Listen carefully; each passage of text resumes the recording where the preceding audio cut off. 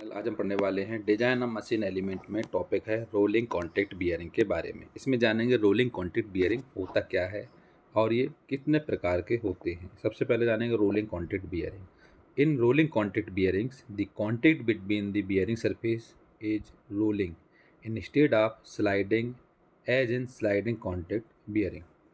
Rolling contact bearing वो होता है जो बियरिंग जो सरफेस के द्वारा वो आसानी से रोल कर सके, आसानी से रोल करने में मदद करता है, उसको रोलिंग कॉन्टैक्ट बियरिंग बोलते हैं। So in rolling contact bearing the contact between the bearing surfaces is rolling. So instead of, अगर स्लाइडिंग कर रहा है तो उसको हम स्लाइडिंग कॉन्टैक्ट बियरिंग बोलते हैं। अगर रोल कर रहा है आसानी से बियरिंग सरफेस पर तो वो रोलिंग कॉन्टैक्ट बियरिंग कहलाता है। अगर वो आसानी से स्लाइडिंग कर रहा है तो वो स्लाइडिंग कॉन्टैक्ट बियरिंग होता है। So in rolling contact bearings the contact between the bearing surfaces is rolling instead of sliding as in sliding contact bearing। ये आप डायग्राम देख रहे होगा, ये डायग्राम जो है वो रोलिंग कॉन्टैक्ट बियरिंग का है। रोलिंग कॉन्टैक्ट बियरिंग के द्वारा ये आसानी से इस रोटेट करता रहता है, रोलिंग करता रहता है। जैसे कि यहाँ पर ये जो होता है, ये हिस्सा होता है, ये होता है इनर रिंग होता है, अंदर की रिंग होती है।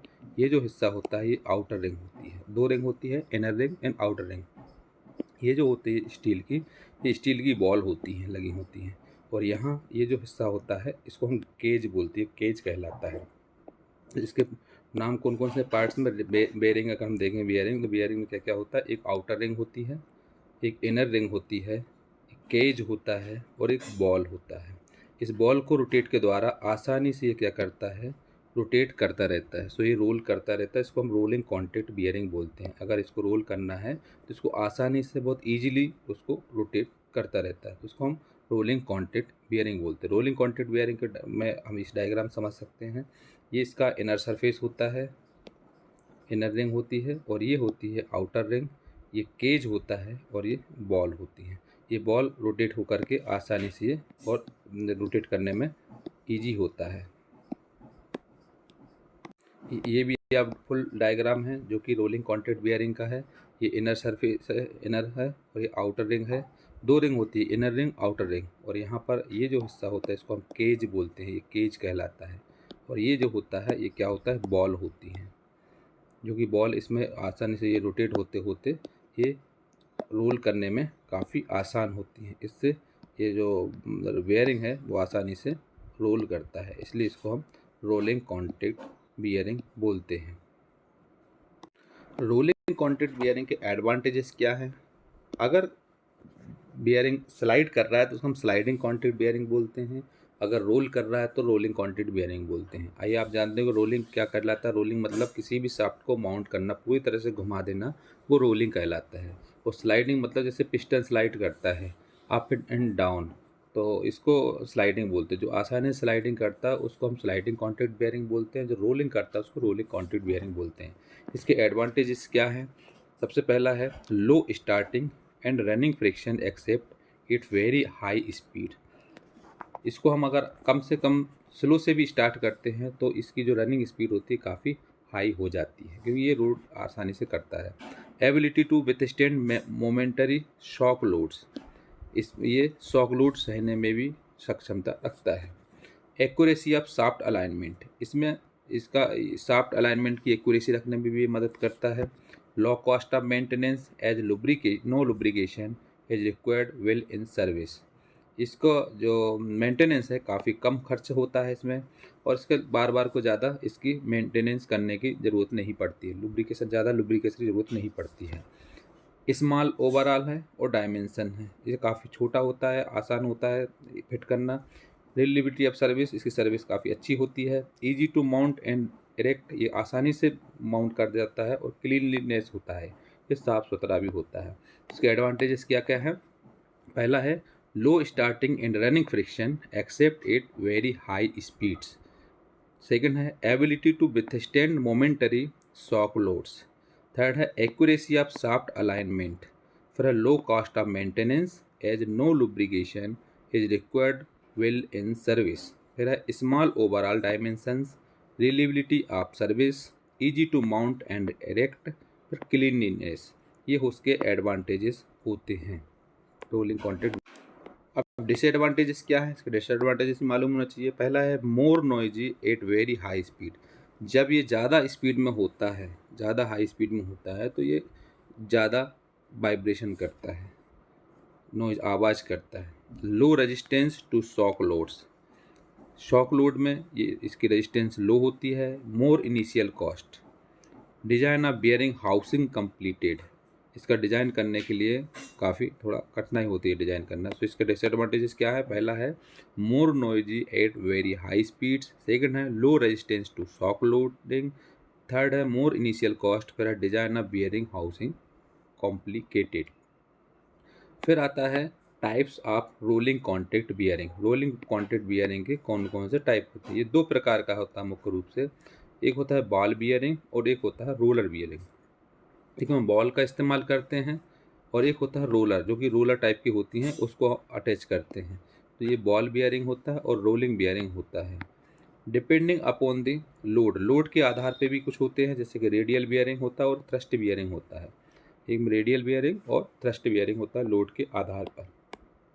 इनको हम इन डायग्राम के अकॉर्डिंग समझ सकते हैं। जैसे बॉल बियरिंग होता है, ये बॉल बियरिंग का डायग्राम है जिसमें कि ये बॉल का इस्तेमाल करते हैं, राउंडेड होती है पूरा, ये बॉल बियरिंग कहलाता है। और ये जो होता है ये रोलर बियरिंग होता है। रोलर बियरिंग इस टाइप से बियरिंग रोलिंग लगाया जाता है, रोलर लगाए जाते हैं, ये रोलर बियरिंग होता है। ये जो डायग्राम है ये बॉल बियरिंग का है, ये रोलर बियरिंग का डायग्राम है। इसमें क्या क्या होता है, ये होता है, इसको हम बॉल बोलते हैं, ये बॉल होता है। और यहाँ पर जो लगा होता है ये रिटेनर होता है यहाँ पर, और ये होता है इनर सरफेस, ये होता है आउटर सरफेस, ये आउटर सरफेस, ये इनर सरफेस। और ये जो लाइन खींची हुई है ये लाइन है रिटेनर, दोनों साइड है रिटेनर, जो कि ये आसानी से रोटेट कर दे। और ये जो होता है ये रोलर लगाया जाता है, इसमें ये रोलर होता है। और इसके बाद ये डायग्राम है, ये रेडियल बार बियरिंग है।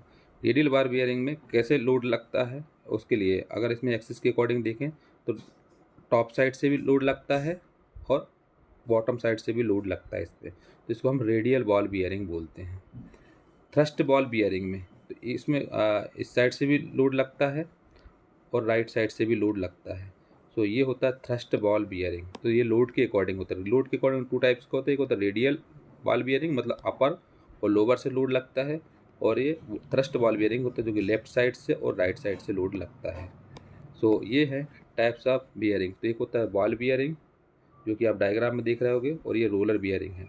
बॉल बियरिंग में क्या होता है, बीचों बीच एक रोलर लगाया जाता है जो कि रोल आउट करके आसानी करता है। इसमें क्या होता है, ये बॉल होता है और यहाँ पर ये रोलर लगाया जाता है यहाँ पर, और इसमें अपर आउटर रेस होता है और इनर रेस होता है, और बीच में जो होता है ये रिटेनर लगा रहता है। ऐसे इसमें होता है आउटर रेस, इनर रेस और ये रिटेनर, और ये जो होता है ये रोलर होता है।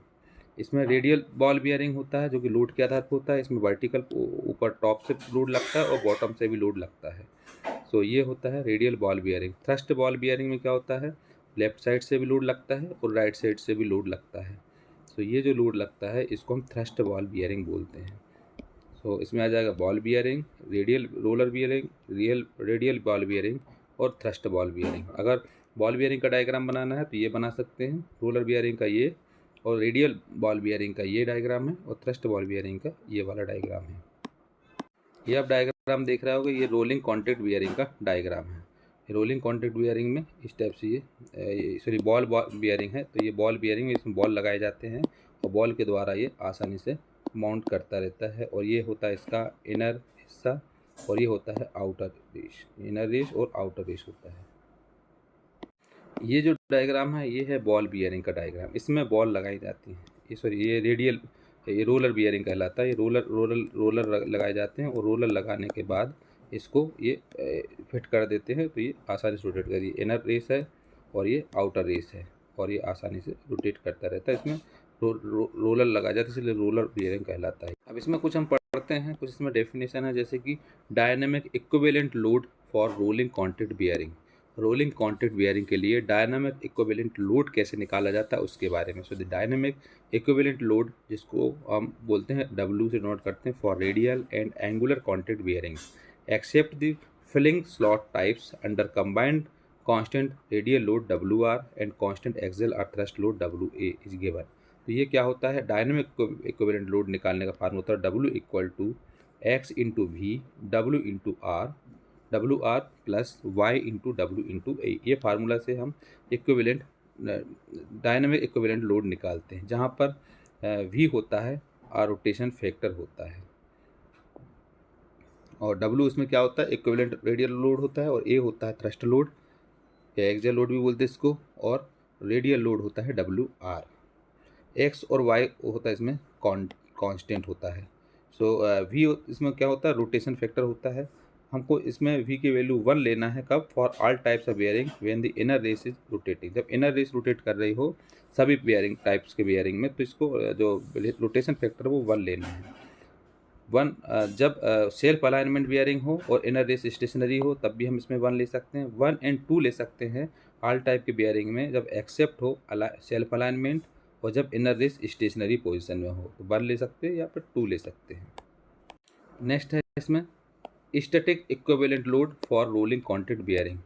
स्टैटिक इक्विवेलेंट लोड निकालने का भी फार्मूला होता है, the static equivalent radial load W R for radial or roller bearings under combined radial and axial or thrust loads is given by the greater magnitude of those obtained by the following two operation equation. 2 equation के द्वारा इसमें static equivalent load निकालते हैं। तो ये formula होता है W O R equal to X O W R plus Y O W A, या फिर W O R equal to W R. इन दोनों इक्वेशन में से किसी से भी हम स्टैटिक इक्विवेलेंट लोड निकाल सकते हैं रोलिंग कॉन्टैक्ट बेयरिंग, जहाँ पर डब्ल्यू आर होता है इसमें रेडियल लोड, डब्ल्यू ए होता है एक्सल या फिर थ्रस्ट लोड होता है, एक्स जीरो होता है इसमें रेडियल लोड फैक्टर होता है, और वाई जीरो होता है axial or thrust load factor होता है। तो ये फार्मूला है, ये 2 फार्मूले हैं किसके लिए, स्टैटिक इक्विवेलेंट लोड। तो इसमें हमने डायनामिक इक्विवेलेंट लोड निकालना सीखा और स्टैटिक इक्विवेलेंट लोड निकालना सीखा रोलिंग कॉन्टैक्ट बेयरिंग में। तो इस टॉपिक में हमने पढ़ा हुआ है रोलिंग कॉन्टैक्ट बेयरिंग क्या होता है, उसके कौन कौन से टाइप होते हैं, टाइप के अलावा इसमें डायनामिक इक्विवेलेंट लोड कैसे निकालते हैं, स्टैटिक इक्विवेलेंट लोड कैसे निकालते हैं, इसके बारे में जाना है।